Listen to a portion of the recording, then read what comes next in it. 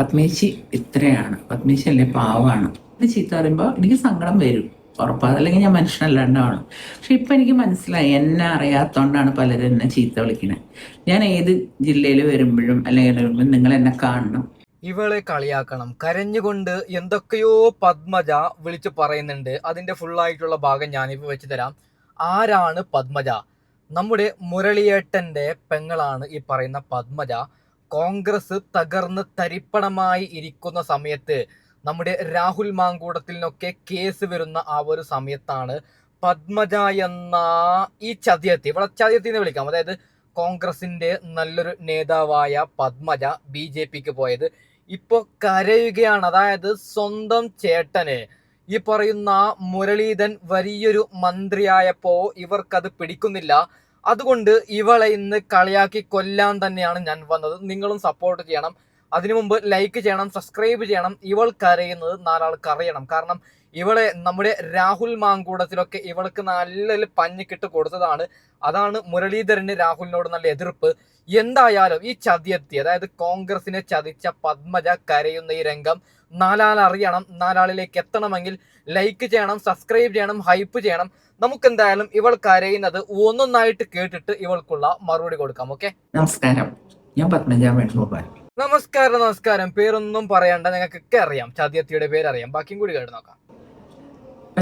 പലർക്കും തോന്നുന്നുണ്ടാവും ഇലക്ഷൻ കഴിഞ്ഞു, തോറ്റു, ആസ് യൂഷ്വൽ. അപ്പോൾ എന്താണ് ഇപ്പം പത്മജ ചെയ്യുന്നുണ്ടാവുക എന്ന് ആരെങ്കിലും ആലോചിച്ചിട്ടുണ്ടെങ്കിൽ, ഞാൻ തോറ്റു, ഒരു ഉളുപ്പില്ലാതെ ഞാൻ തോറ്റു എന്ന് പറയും. നിങ്ങൾ ആരെങ്കിലും ജയിപ്പിക്കോ? നിങ്ങളെ ജയിപ്പിച്ചാൽ നാളെ CPM-ലേക്ക് പോകും, മറ്റന്നാൾ വീണ്ടും ചിലപ്പോൾ കോൺഗ്രസിലേക്ക് പോകും, ഇല്ലെങ്കിൽ വേറെ ഏതെങ്കിലും ഒരു പാർട്ടിക്ക് പോകും. എങ്ങനെയാണ് നിങ്ങളെ ജയിപ്പിക്കുന്നത്? അതിനുള്ള ഉത്തരം നിങ്ങൾ തരണം പത്മജ. ഒരു പാർട്ടിയിൽ നിങ്ങൾ നിൽക്കുന്നില്ല, നിങ്ങളെ ജയിപ്പിക്കാൻ പേടിയാണ്. ബാക്കിയും കൂടി കേട്ടു നോക്കാം. ആലോചിക്കുന്ന എനിക്കൊന്നും തോന്നുന്നില്ല. കാരണം എന്നാലും തൃശ്ശൂരുകാരെ ആലോചിക്കുമല്ലോ. എനിക്ക് പറയാനുള്ളത്, ഞാനിവിടെ തന്നെ ഉണ്ട്, ഞാൻ എവിടെയും പോയിട്ടില്ല. എല്ലാവരും പറയുന്നവര് ഇനിയൊരു ഇലക്ഷൻ ഞാൻ നിൽക്കില്ല, അങ്ങനെ ഒന്നും പറയാൻ ഞാനാളല്ല. ഇനി ഒരു ഇലക്ഷൻ ഇവളെ നിർത്തൂല എന്നാണ് ഞാൻ പേഴ്സണലി വിചാരിക്കുന്നത്. പത്മജ, അതായത് നിനക്ക് കുറെ അമ്മമാരുടെ ശാപമുണ്ട്. കോൺഗ്രസ് എന്ന പ്രസ്ഥാനത്തെ വിശ്വസിച്ച കുറെ അമ്മമാരുടെ ശാപമുണ്ട്. ഒരു മുന്നറിയിപ്പും നൽകാതെ ഞാൻ എന്നേക്കുമായിട്ട് കോൺഗ്രസ് വിടുന്നു, BJPക്ക് പോകുന്നു എന്ന് പറയുമ്പോൾ നീ കരുണാകരന്റെ, ഞങ്ങളൊക്കെ ആദരിക്കുന്ന കരുണാകരന്റെ മകളല്ലേ? നിങ്ങളൊക്കെ ഇങ്ങനെയുള്ള പണിയെടുക്കുന്നത് ശരിയാണോ? ബാക്കിയും കൂടി കേട്ടു നോക്കാം. കാരണം ഇതെല്ലാം ദൈവത്തിൻ്റെയാണ്. എന്നെ തോൽപ്പിക്കണം എവിടെ നിന്നാലും എന്നുള്ള ഒരു രീതി, പിന്നെ അതിൽ മനുഷ്യന്മാരെല്ലാവരും ഒരേ രീതിയിൽ ചിന്തിക്കുന്നതാണെന്ന് എനിക്ക് തോന്നുന്നത്. എന്നെ പറ്റി എനിക്ക് പറയാനുള്ളത്, ഞാൻ നിങ്ങളൊന്നും വിചാരിക്കുന്ന ഒരാളല്ല. അതെ, ഞങ്ങൾ വിചാരിക്കുന്ന ആളല്ല പത്മജ. ഇവൾ പറഞ്ഞത് കേട്ടല്ലോ, എന്നെ ദൈവമാണ് തോൽപ്പിച്ചത് എന്ന്. ദൈവവും ജനങ്ങളുമാണ് നിങ്ങളെ തോൽപ്പിച്ചത്. നാണമുണ്ടോ? ഞങ്ങൾ വിചാരിക്കുന്നത്, ഇപ്പോ ഒരു കാര്യം ഞാൻ പറയാം. ചിലപ്പോൾ BJP പ്രവർത്തകർ ഈ വീഡിയോ കാണുന്നുണ്ടോ? പൊന്നു BJP പ്രവർത്തകരെ, നിങ്ങളിപ്പോ K സുരേന്ദ്രനെ വോട്ടിട്ട് ജയിപ്പിച്ചു എന്ന് സങ്കല്പിക്കൂ. ഒരാഴ്ച കഴിഞ്ഞിട്ട് K സുരേന്ദ്രൻ കോൺഗ്രസിലേക്ക് വന്നാൽ ഇങ്ങനെ ഉണ്ടാവും? അങ്ങനെയല്ലേ ഇവർ ചെയ്തത്? കോൺഗ്രസിന്റെ വലിയ നേതാവായിട്ടല്ല ഇവർ വന്ന്, ദൈവം പൊറുക്കുമോ? ബാക്കിയും കൂടി കേട്ടു നോക്കാം. ഞാനൊരു സാധാരണ മനസ്സുള്ള, എല്ലാവരോടും സ്നേഹവും ദയയും മാത്രമുള്ള ഒരു സ്ത്രീയാണ്. അതിനെനിക്ക് നന്ദി പറയേണ്ട എൻ്റെ അമ്മയോടാണ്. ഞാൻ അമ്മ പറഞ്ഞു തന്നിട്ടുണ്ട്, ഈ സ്ഥാനമാനങ്ങളൊന്നും ശാശ്വതമല്ല എന്നും. അച്ഛൻ്റെ ഒരു ശ്വാസത്തിലാണ് നമ്മളിതെല്ലാം മുന്നോട്ട് കൊണ്ടുപോകണം. ഓ, ആണോ പത്മജ? ഞാനൊന്നും വേറൊന്നും പറയുന്നില്ല. മുരളീധരൻ മന്ത്രിയായപ്പോ പത്മജ കരഞ്ഞ് ചാവുന്നു എന്നാണ് കേൾക്കുന്നത്. ഓക്കെ, ബാക്കിയും കൂടി കേട്ടു നോക്കാം. അന്ന് തൊട്ട് എനിക്ക് ആർക്കെങ്കിലും അസുഖം വന്നാൽ പോലും എനിക്ക് പേടിയാണ്. അയ്യോ, അവരില്ലാണ്ട് നമ്മളെങ്ങനെ. അപ്പം ഏറ്റവും ഇഷ്ടപ്പെടുന്ന എൻ്റെ അച്ഛൻ പോയിട്ട് ഞാൻ ജീവിച്ചു. അപ്പം നമ്മൾ ജീവിക്കണം, എന്ത് സംഭവിച്ചാലും. ഇത്ര തന്നെയുള്ളൂ എനിക്കിത്. ഇത് ഒരു ദിവസം ഇങ്ങനെ കഴിഞ്ഞു പോയി. പക്ഷെ എനിക്ക് സങ്കടമൊന്നുമില്ല. എനിക്ക് സങ്കടമൊന്നുമില്ല. സങ്കടമുണ്ട്, അനുഭവിക്ക് പത്മജ. BJPക്ക് പോകുമ്പോ ആലോചിക്കണമായിരുന്നു പത്മജ. ഇപ്പൊ കരഞ്ഞിട്ട് എന്ത് കാര്യമാണ് പത്മജ? ബാക്കിയും കൂടി കേട്ട് നോക്കാം. സങ്കടമില്ല എന്ന് പറഞ്ഞ സത്യം. ഞാൻ ഏറ്റവും അധികം പ്രാർത്ഥിക്കുന്ന ഗുരുവായൂരപ്പനാണ് സത്യം. എനിക്ക് എൻ്റെ മനസ്സിനെ ഇതൊന്നും ബാധിച്ചിട്ടില്ല. അതുകൊണ്ടായിരിക്കും എനിക്കിങ്ങനെ സന്തോഷമായിട്ട് നടക്കാൻ പറ്റുന്നത്. ഞാൻ എപ്പോഴും പോസിറ്റീവ് തിങ്കിങ് ആണ്. അതെനിക്ക് വിധിച്ചതല്ല എന്നാണ്. കാരണം അല്ലെങ്കിൽ ഇപ്പം ഇങ്ങനെ ഒരു സുനാമി വരെയുള്ളൊരു ഇതും മറ്റേ കോൺഗ്രസിനെ ജയിപ്പിക്കാൻ വേണ്ടിയിട്ട് എന്താ പറയുക, ആരാളെന്നില്ല കൈപ്പത്തി നോക്കി അല്ലെങ്കിൽ ലീഗിൻ്റെ നോക്കി കുത്തി LDFനെ പുറത്താക്കുക എന്നുള്ളതുകൊണ്ടാണ്. അതിൽ ഞാനൊന്നും ഒരു വ്യക്തികളല്ല. അത് ഈ പറഞ്ഞ മാതിരി എന്നോടുള്ള ദേഷ്യം കൊണ്ടോ അല്ലെങ്കിൽ അങ്ങനെയൊന്നുമല്ല. പക്ഷെ ഈ പറഞ്ഞ മാതിരി ചില ആൾക്കാർക്ക് ഉണ്ടാവാം, നമ്മൾ അങ്ങനെ ഇതാവണ്ട. അങ്ങനെ ഉള്ള ആൾക്കാരും ഉണ്ടാവാം, നല്ല ആൾക്കാരുണ്ടാവാം. അപ്പൊ ആ രീതിയിൽ ഞാൻ അത് പഠിച്ചു. ആണ് പത്മജ, നിങ്ങളോടുള്ള ദേഷ്യം കൊണ്ടാണ് നിങ്ങൾ കോട്ടിടാത്തത് പത്മജ. എന്നെ കൊണ്ട് വീണ്ടും വീണ്ടും പറയിക്കേണ്ട പത്മജ. അതായത് ഇവിടെ LDF സർക്കാരിനെ പുറത്താക്കണമെന്ന് ജനങ്ങൾക്ക് താല്പര്യമുണ്ട്, ശരി തന്നെയാണ്. പക്ഷേ നല്ലവരായ BJP-ക്കാർ നിങ്ങൾ കോട്ടിട്ടിട്ടില്ല എന്നാണ് പത്മജ. നല്ലവരായ BJP-ക്കാർ ചിന്തിച്ചത് നിങ്ങൾ ജയിപ്പിച്ചാൽ നിങ്ങൾ എങ്ങോട്ട് ഓടുമെന്ന് അവർക്ക് തന്നെ പേടിയാണ് പത്മജ. അതുകൊണ്ടാണ് നിങ്ങൾ തോറ്റു പണ്ടാരടങ്ങിയത് പത്മജ. കരഞ്ഞിട്ട് കാര്യമില്ല പത്മജ. ബാക്കിയും കൂടി കേട്ടുനോക്കാം. പക്ഷെ എനിക്കറിയാം എന്നെ സ്നേഹിക്കുന്ന കുറേ ആൾക്കാർ ഇപ്പോഴും തൃശ്ശൂരുണ്ട്. അതുകൊണ്ട് ഞാൻ തൃശ്ശൂരിൽ നിന്ന് പോവാൻ ഞാൻ ഉദ്ദേശിച്ചിട്ടില്ല. ഞാൻ അവിടെ വരും, എല്ലാവരുടെ വീട്ടിലും വരും, എല്ലാവരുടെ സുഖ ദുഃഖങ്ങളിൽ ഞാൻ പങ്കുചേരും. അതും ഒരു മനസ്സിന്റെ സുഖമല്ലേ, അതിന് അധികാരം വേണ്ടല്ലോ. പത്മജ, നിങ്ങളെ സ്നേഹിക്കുന്നവരാരും ഇല്ല പത്മജ. എല്ലാവരും നിങ്ങളെ വെറുത്തു. BJP-ക്കാർ പോലും നിങ്ങളെ ട്രോളി.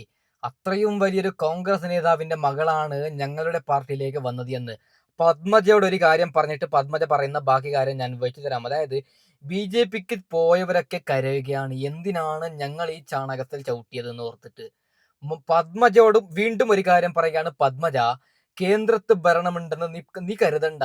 ഉറപ്പായിട്ടും 2029 പത്മജ കേരളത്തിൽ ഈ പറയുന്ന കേന്ദ്രത്തിൽ ഭരണം പോവും. അപ്പൊക്കെ നീയൊക്കെ വീണ്ടും വീണ്ടും കരയാനുണ്ട് പത്മജ. സന്ദീപ് വാര്യരെ നോക്ക്, BJP-യിൽ നിന്ന് കോൺഗ്രസിലേക്ക് വന്നിട്ട് ഇപ്പൊ MLA ആണ് പത്മജ. പത്മജ പത്മജ ബാക്കിയും കൂടി കേട്ട് നോക്കാം. കാരണം അധികാരം എന്ന് പറയുന്നത് കുട്ടിക്കാലം തൊട്ട് നമ്മൾ കണ്ടിട്ടുള്ളതാണ്.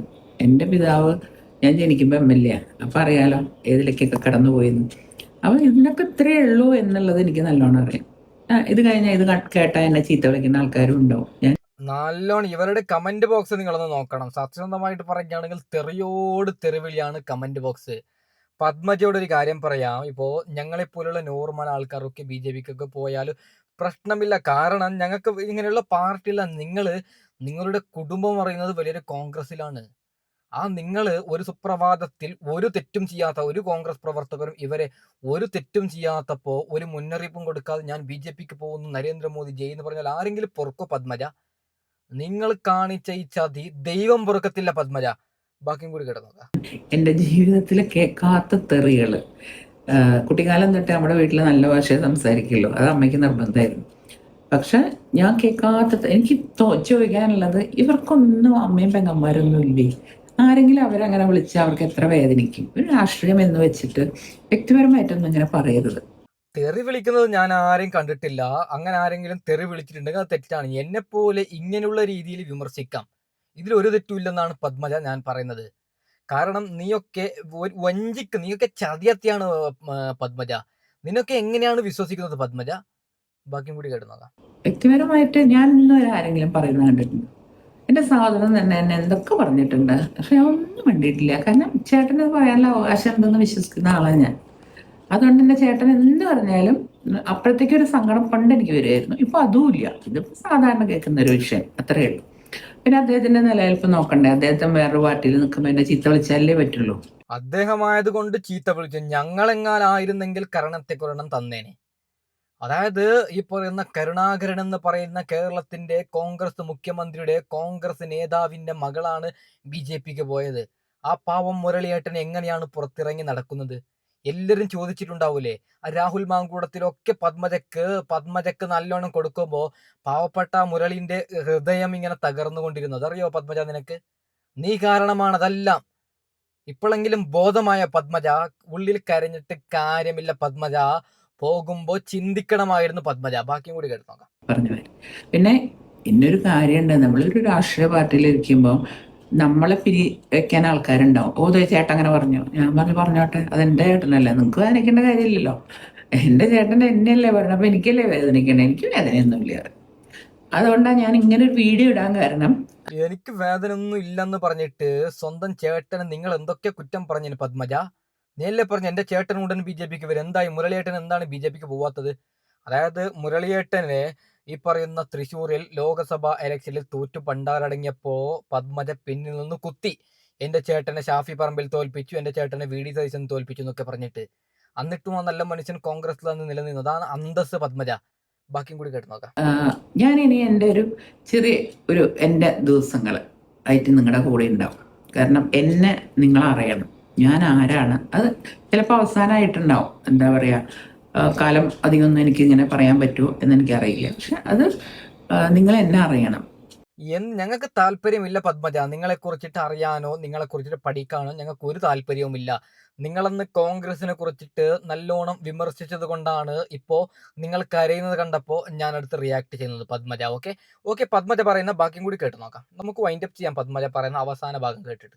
പത്മേശി ഇത്രയാണ്. പത്മേശി അല്ലേ, പാവാണ്, നല്ലൊരു മനസ്സിനുടമയാണെങ്കിലും നിങ്ങൾ അറിയണം.